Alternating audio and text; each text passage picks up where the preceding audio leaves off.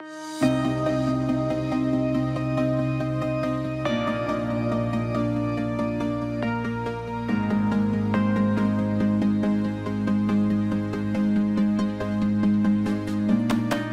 this is your host, Renata Ortega. Welcome to today's episode of the Cycle Breaker and Changemaker podcast. This podcast is all about how to break free from negative generational cycles in order to create meaningful, lasting changes. For helpful tools and answers to your most pressing questions, be sure to follow me on Instagram and Facebook at Cycle Breaker Changemaker. I look forward to helping you on your cycle breaking and change-making journey. I promise you will find nothing more rewarding than this.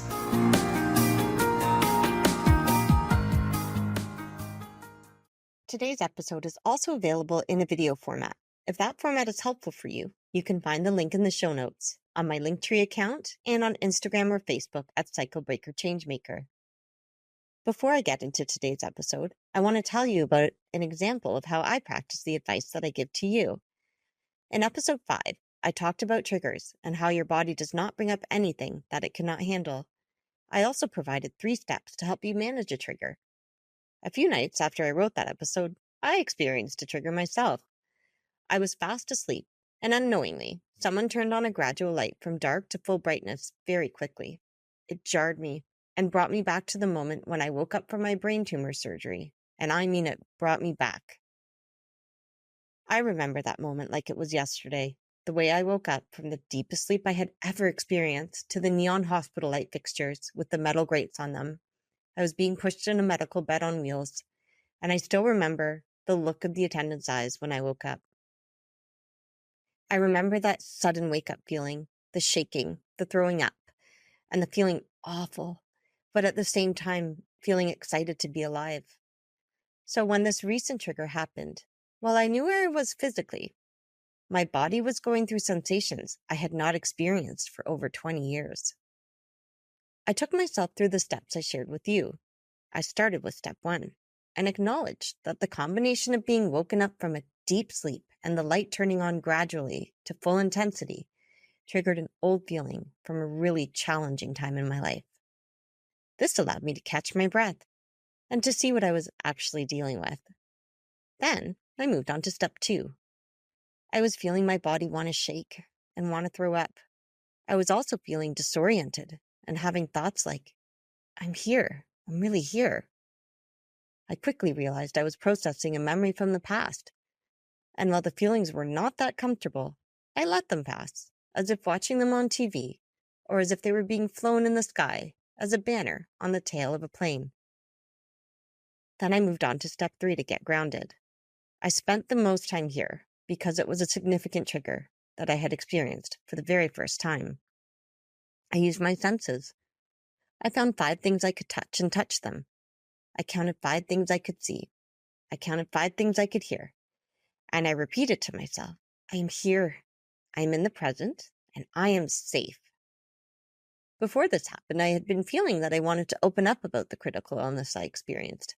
But this experience made me feel that I really needed to open up about it in order to help others going through a similar event in their lives. In episode 2, I shared that after being abandoned by my friends at an amusement park, I was hospitalized, which eventually led to the discovery of a brain tumor. What I did not share was that the ear, nose, and throat specialist, doctor who had requested the MRI that ultimately revealed the tumor, called me to let me know about it on my 18th birthday. There are 365 days of the year, and he called me with this terrifying news on my 18th birthday. I'm mentioning this because scary news is hard to receive, and when it is lumped in with a recurring event, it becomes even harder to escape from that memory. The rest of today's episode is an introduction on what to do if you are experiencing a critical illness. And for anyone listening that has someone with a critical illness in their life, this will be extremely helpful for you too. The rest of today's episode is an introduction on what to do if you are experiencing a critical illness. And for anyone listening that has someone in their life with a critical illness, this will be extremely helpful for you too. So what exactly is a critical illness? A critical illness could be a progressive, degenerative, or malignant condition that places a person's life in jeopardy. It may also be a medical condition in which immediate medical support of vital organ functions is needed in order to survive due to severe illness or major surgery. Here's my story. From about the age of 9 or 10, I remember getting dizzy at unexpected times and sometimes for great lengths of time. I remember swimming, and suddenly the pool would look like it was rotating, but not fully. The pool would appear to start to move from left to right, and then suddenly stop, and the movement would repeat again, at the left. This started to happen when I would lie down, when I would figure skate, when I would walk, anywhere, and at any time. Then, I started to get what doctors thought were regular bouts of the stomach flu. I would be so dizzy and throwing up so much that I would have to lie in bed for days and days, and eventually, the symptoms would subside. It was not until I went on that ride, over and over again, at the amusement park, and could barely walk after, that I was sent to a specialist who discovered the tumor with an MRI. Two separate medical opinions confirmed that the tumor had to be removed within 2 months from the date that it was discovered. It was benign, yet growing, and had been there for so long that the liquid built up in my brain was becoming more and more dangerous. When this tumor was discovered, I was in the last year of high school. I had felt so awkward and ugly in my skin up to that point, largely due to my traumatic upbringing. And in the last year of high school, I was just starting to find my confidence. Then this happened. As a child of that age, I just wanted to fit in. As a society, we have a primal need to fit in as a way of protecting our safety. As an 18-year-old, I was experiencing that primal need, along with all of this pressure to look good and to be part of a crowd and to look great at my formal or prom. So finding out that someone was going to have to shave my head before the surgery was the only thing I could focus on. This is really important because going through a very scary moment in your life is extremely personal, and no one has the right to tell you what you should feel or want in that moment.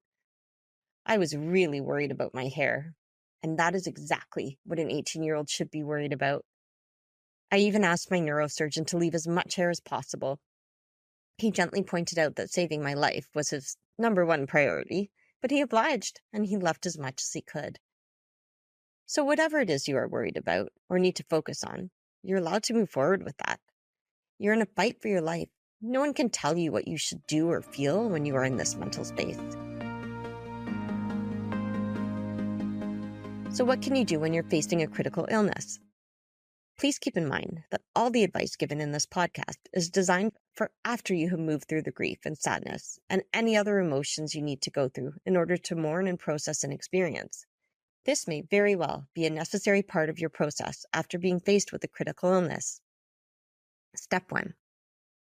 Plan something to look forward to. You cannot underestimate the positive impact this can have.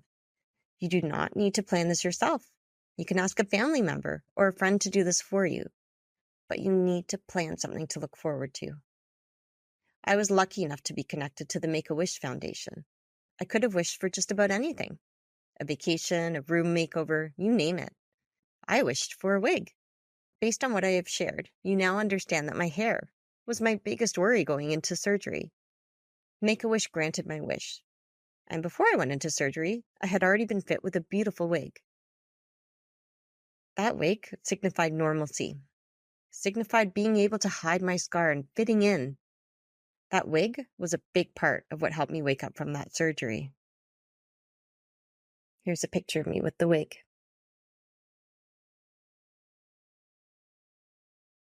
Step 2. Be prepared for people with the best of intentions to give you unhelpful and even inappropriate advice. I really wish I had been warned about this one. As a person who has gone through a critical illness, for anyone listening that is trying to figure out what to say or do for a friend or relative, I understand it's awkward and uncomfortable. You don't know what to say or what to do for the person in your life going through this experience. But let me tell you, it's awkward for the person experiencing the critical illness too. They're scared. They may not even know what they need and likely will not be able to ask for anything. The last thing they need is for anyone else to be giving them advice that makes the other person feel comforted in what the person going through the critical illness is going through. When I was faced with my tumor, I heard it all. More than one person told me I caused my own tumor. One insinuated that I had worried it into myself, which was especially interesting since my abusive surroundings were what led to the majority of my anxiety. So that statement just added insult to injury, and it just simply was not true. Another person told me that they had caused my tumor and felt guilt around that and wanted comfort. At my time of need, you wouldn't believe the litany of inappropriate things that were said to me. So if you are able, ask for what you need clearly and concisely, and include what you do not need. You can even consider making a list to give to people who truly want to help. Step 3. Be prepared for an emotional roller coaster. Plan for a full range of emotions and safe and healthy ways to get them out. If you know going into the experience that any and every emotion may come up, it is a lot easier than being faced with them unexpectedly and at unexpected times. When you are going through this experience, a portion of it may be that you are in survival mode. When you start moving through the experience and coming out on the other side, whatever that looks like for you based on your situation, be prepared for your body to let the emotions come to the surface. This is where practicing tips I have shared in previous episodes will be very helpful, such as get your feelings out, consider journaling, recording your feelings, or using art to express them. The key is to express the feelings to give them less power, so that you can see them for what they truly are, thoughts and feelings. Today's episode is just an introduction to the ways I can support you with critical illness. I will be providing more podcasts and resources around this subject. Feel free to reach out to me. This is an experience I do not want you to go through alone. Thank you for listening to today's episode of Cycle Breaker and Changemaker.